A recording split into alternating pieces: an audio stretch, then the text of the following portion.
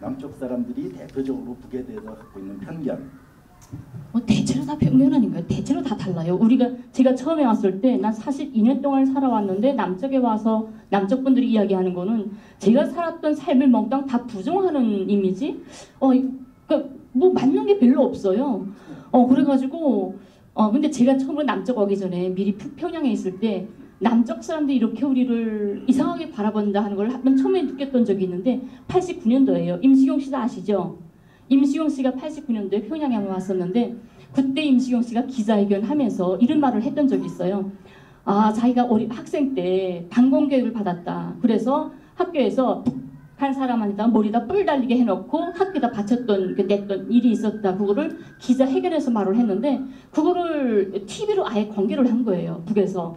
근데 그 TV를 봤는데 초등학교 1학년 학생이 이렇게 임시경 학생이랑 같이 평화대 행정해서 백두산에서부터 판문점까지 오는 행진에 같이 참가하게 되는데 그때 임시경 언니를 만나가지고 임시경 언니 앞에 서서 그 자리에서 주콩스를 써서 만들어서 언니한테 줍니다. 그게 뭐냐면 우리 사진 찍자요. 임시경 언니 얼굴 내 얼굴 뭐가 다른가. 뿔 났다고 했던 사람들 뿔 찼다가 해저 물게 우리 함께 사진 찍자요. 이런 시를 그 자리에서 읊은 거예요. 근데 그걸 바라보면서 우리 북쪽 사람들은 남쪽 사람들은 우리를 뿔 날렸다고 알고 있구나. 이게 정말 제일 처음으로 남쪽에 대한 황당함을 느꼈던 거였어요.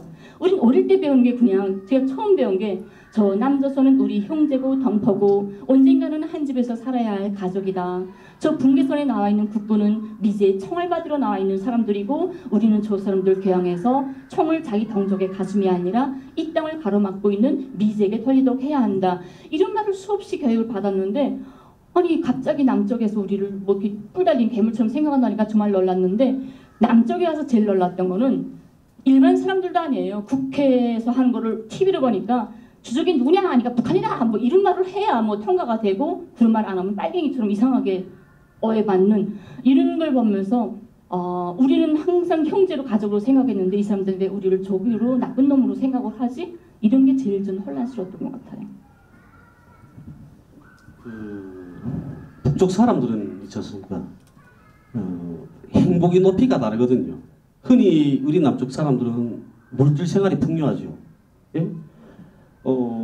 비록 무슨 대출 끼고 사긴 하지만 자동차도 있고, 예? 자가용 승용차도 있고, 어쨌든 그게 우리 행복의 기준이죠. 강남에서 사는가, 저기 강북에서 사는가 이런 차이점은 있을 뿐이지만, 예? 그런데 북쪽 사람들은 이 행복의 높이가 달라요. 행복의 높이가. 오늘 먹고 우리가 죽지 않고 살 수 있으면 되는 것이고 오늘 하루 마음껏 웃고 놀자 이런 생각이 다르거든요. 그러니까 사회를 바라보는 관점도 그냥 다른 거예요. 북쪽 사람들은. 흔히 보면 여기 와서 느끼는 게 민주주의에 대해서 다르게 생각하거든요. 그러니까 북은 전체주의적인 사회고 뭐 당리 정책을 반대하게 되면 뭐 잡혀가야 되고 뭐 탄압하고 이러잖아요. 민주주의에 대한 개념이 다른 거예요. 우리는 예전에도 말했죠. 누가 말했나요? 뭐 주호영인가? 예전에 말했다 그러잖아요. 51% 홍준표도 말했죠. 51%면 뭐라 그랬어요? 51%가 다 가져가 그게 민주주의라고. 예? 그러니까 51%가 찬성하는 사람이 다 모든 권한을 가지는 게 민주주의라고 생각하잖아요. 그러면 49%의 의견은 묵살이 되는 거죠. 그건 민주주의라고 말할 수 있어요? 그건 민주주의 아닌 거예요. 근데 여기서는 그렇게 생각하고 있는 거예요. 51%가 가져가는 게. 대통령도 같은 거죠. 51% 찬성하는 사람 대통령 왜 시켜요? 100%가 찬성하는 사람을 시켜야지. 저는 그렇게 말하고 있거든요. 북은 또 이분들이 그렇게 흔히 말하잖아요. 이렇게 말해요. 너네는 북한이 김정은 욕하냐? 김정은 욕하면 너네는 잡아가지 않냐? 그래 그렇게 말하면 전 댓글 그렇게 달아놔요. 욕먹을 짓 하는 놈 왜 대통령 시키냐고. 우리는 대통령 욕해도 된다 그러는 거죠. 욕먹을 짓 하는 거 왜 대통령 시켜? 북쪽 사람들이 생각이 이렇단 말이에요. 북쪽 사람들이 북쪽에서 생각하는 민주주의, 그거는 100%가 찬성하는 민주주의예요. 거기는 100%가 찬성할 수 없다 그러잖아요. 찬성한단 말이에요. 그러니까 저 북한 사회가 유지되어 있는 거잖아요. 예? 실례들 어떠냐면 제가 당원이거든요. 조선노동당원. 당에 입당할 때 입당신이라는 걸 해요. 우리는 여기는 돈만 내면 입당하잖아요. 당비 내면. 네? 그럼 권리당원 되고. 근데 우리는 그러는 게 아니에요. 그러니까 검열을 거쳐서 엄격한 검열을 거쳐요. 엄격한 검열. 몇 년에 걸친 이런 검열을 거쳐서 당에 입당시킨단 말이에요. 그럴 때도 입당 심의를 해요. 내가 저 사람이 조선노동당에 입당할 자격이 있는가 한단 말이에요. 우리 동지들이 하는 거죠. 동지들이. 근데 그 동지들 중에도 내처럼 조선노동 당원이 되고 싶은 사람이 많아요. 다 당원 되고 싶단 말이에요. 근데 내가 먼저 되잖아요. 그럼 당연히 이 밑에 있는 친구들은 의견이 있는 거죠. 시샘이 나잖아. 나는 못 됐는데. 그러니까 입당 심의할 때 깔찌락 되는 거죠. 질문, 말을 이렇게 했나? 질문을, 그러니까 우리 얼마나 공부를 잘했나? 그러니까 이미 전에 무슨 전투갑 수행, 뭐 학습 이런 데서 모범적인 거 그건 누구나 인정하는 거거든요. 그러니까 대중이 인정하는 거, 아, 저는 입당할 자격이 있다. 그런데 이게 그다음에 이 손 드는 방법으로 거수각을 한단 말이에요. 거수각을 하는데 그래요. 저 동물을 뭐 홍강철 동물을 조선노동당 후보당원으로 추천하는데 찬성하는 동물들은 손을 드십시오. 이런단 말이에요. 그럼 손 안 들잖아요, 네. 나는 인정할 수 없어요. 자, 내보다 못해. 자는 내보다 조선노동당원이 될 자격이 없는 거예요. 그럼 나는 반대하는 거예요. 그리 못해요. 내가 당원 추천받지 못한단 말이에요. 조직에서. 한 명이라도 의견이 있잖아요. 그러면 묻는 거죠. 왜 반대하냐고. 그래서 지지 및 반대 토론이라는 걸 해요. 지지하는 사람은 나는 저 사람을 홍강철 동물을 조선노동당원으로 추천하는데 저는 찬성합니다 하고 지지 토론하는 사람. 저는 반대합니다. 왜 반대해야 되는가 밝혀야 되는 거예요. 그저 반대하면 안 되거든요. 그거는 듣지 않아요. 그거는 조직 기율이 그렇단 말이에요. 반대하면 반대하는 근거를 내야죠. 그 근거가 확실한 증거가 있고 확실한 그런 근거일 때는 받아들여지는 거예요. 그러면 내 입당이 보류되는 거죠. 그게 민주주의인 거예요. 근데 우리 그러니까 뭐 말 같지도 않게 51% 승리를 떠버리고 그러더라고. 그건 잘못된 거예요. 예, 갑자기 그리고 또 한마디 더. 북에서 제가 여기 와 보니까 있잖아요. 예? 뭐가 북쪽이 옳다고, 그러니까 옳다기보다도 뭐냐면 북쪽의 정치 체제가 우월하다 하고 생각되는 건 뭐냐면 정치 개성성이에요. 정치 개성성, 정책의 개성성, 예? 정치 개성성, 정책의 개성성 이거거든요. 우리는 대통령이 바뀌면 어때요? 정책이 바뀌잖아요. 예? 대통령이 바뀌면 정책이 바뀌죠. 근데 정책이라는 거 바뀌면 안 되는 거예요. 바뀔 정책을 왜 만들어요? 바뀔 정책을 만들면 안 되죠. 한 번 만들어 놓으면 법이라는 건 그래요. 한 번 만들어 놓게 되면 마지막까지 끌고 가야 된단 말이에요. 정책도 같은 거죠. 만들어 놓으면 정말 다시는 고치지 않으면 고치지 말아야 될 그런 법을 만들어야 되는 거고, 그 다음에 고친다 하더라도 고치는 게 아니고 수정 보충할 수 있는, 수정 보충해서 완성할 수 있는 법을 만들어내놔야 되는 거지. 이거는 대통령이 바뀌면 또 바뀌어 정책이. 그러면 안 되는 거예요. 그러면 혼란스럽잖아요. 그리고 더 많은 인력이 들어가, 더 많은 사회적 비용이 들어가거든요. 그러니까 이러면 안 된다는 거죠.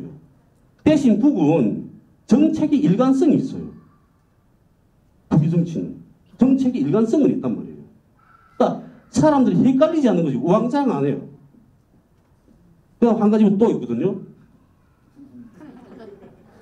우리가 흔히 남한 사회의 자유민주주의 우월점이라고 말하면 첫째로 드는 게 그래요. 사람들 다. 이제 대통령도 욕한다는 거. 그 다음 두 번째는 뭐냐면 우리는 집회와 시위 자유가 있다. 그런단 말이에요. 집회와 시위 자유. 나는 억울하면 나가서 시위한다. 우리는 이런 자유가 있잖아. 근데 북한에서는 집회 시위 자유가 없잖아. 너네는. 이런단 말이에요. 너네 시위하면 너네는 잡아갔잖아. 근데 이거는 모르고 하시는 말씀이에요. 시위가 많다는 거는 자유민주주의에 대해서 시위가 많은 게 아니고 시위가 많다는 건 뭐냐면 사회적 갈등이 그만큼 많다는 거예요. 사회적 갈등이 그만큼 많기 때문에 시위가 많은 거죠. 그리고 내가 억울하다고 말하는데 내가 억울하다고 그러는데 들어주는 사람이 없다는 거죠. 국가가 왜 있어요? 국가는 국민을 위해서 있는 거잖아요. 근데 그러면 국민의 아픔을 국가가 받아들이고 해결해줘야 돼요. 그러면 시위를 안 하죠. 아, 미쳐 빠졌다고, 국가가 다 해결해 주는데 내 나가서, 떼역 뱉어 나가서 이런 짓을 하고 있겠어요? 청와대 앞에 가서. 사회적 갈등이 많고, 그 사회적 갈등을 국가가 해결해 주지 않기 때문에 많은 거예요. 자유민주주의에 대해서만 많은 게 아니고. 이건 헷갈리고 있는 거거든요. 그럼 북에서는 어떻게 하나? 북에서는 인민위원회라 여기를 말하면 국회의 산하기관이나 같아요. 시군마다 다 인민위원회가 있거든요. 우리는 최고인민회니까 우리는 북은 이렇게 전업 정치인이 아니고 자기 직업을 가지고 있으면서 그 여기를 말하면 국회가 그러니까 열리게 되면 그러면 올라가서 입법 활동을 하고 그렇게 하는 사람들이에요. 그래서 최고인민회의 그 상임위원회의 그 지시를 받아서 일상적으로 그 최고인민회의 일을 집행하는 그런 단위가 인민위원회거든요. 시군 인민위원회. 거기에 신속과라는 게 있어요. 그리고 각 시군당, 도당위원회, 중앙당에 이르기까지 신속과가 또 있거든요. 그러면 내가 억울하면 거기다 신속과에다 신속편지를 넣어요. 쓴단 말이에요. 이거는 내 책임비서 앞으로 써야 되겠다. 그러면 이 문제가 해결되겠구나. 그럼 신속편지 앞면에다가 책임비서 동지에게 드립니다. 이렇게 쓰고 자기 실명을 밝혀야 돼요. 무기명 투수는 인정 안 하거든요. 북에서. 그러면 그 편지가 신속과에다 접수시키면 신속과 지도원이 그걸 책임비서한테 갖다 주는 거죠. 그럼 책임비서 그거 봐야 돼요.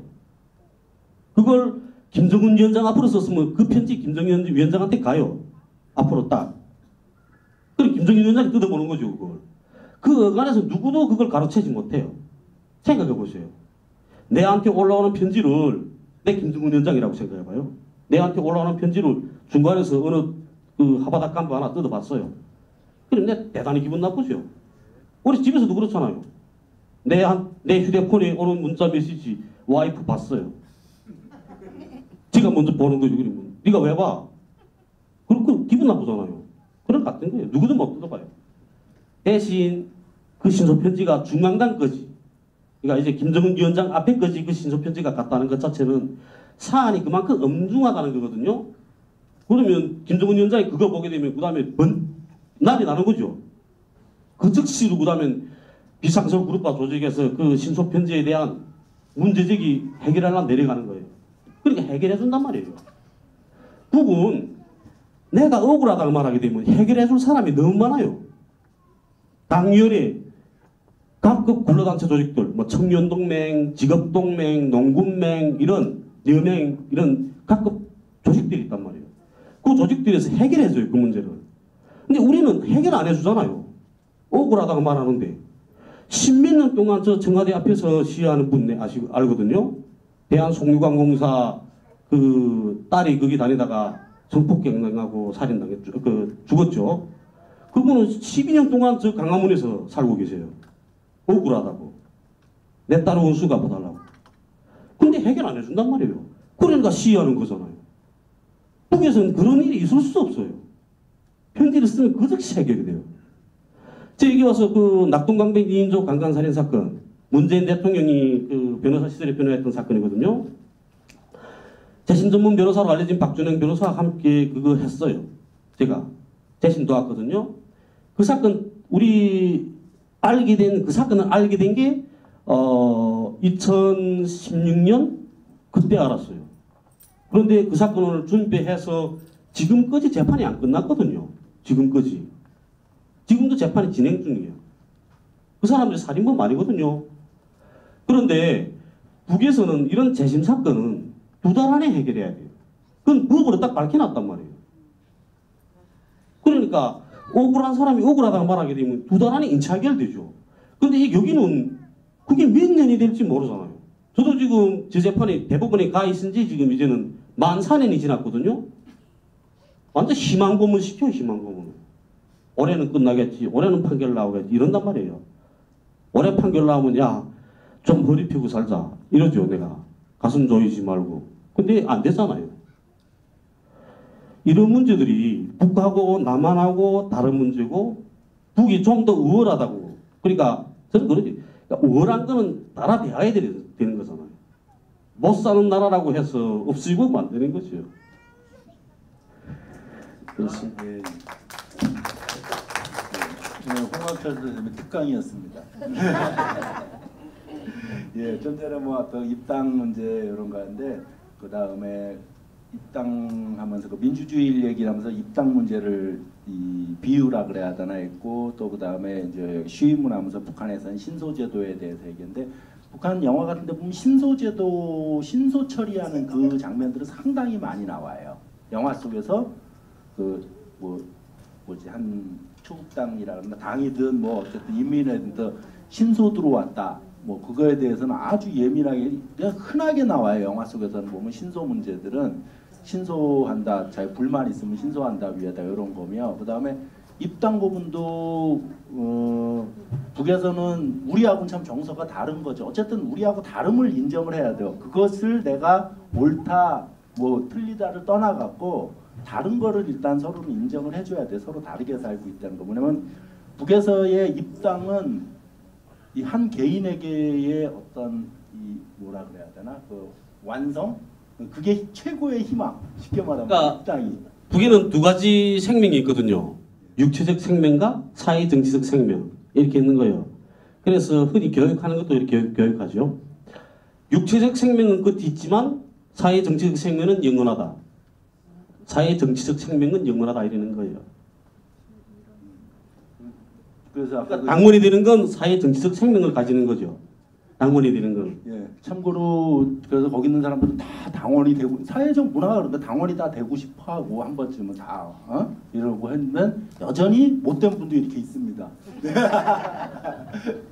평생 나머지 공부해야 될 그 뿐입니다. 사회는 참 좀 어떻게 어쨌든 입당이라는 문제가 그래갖고 그 소설 입당이라는 거를 영화로 만든 것도 있어요. 참된 심정.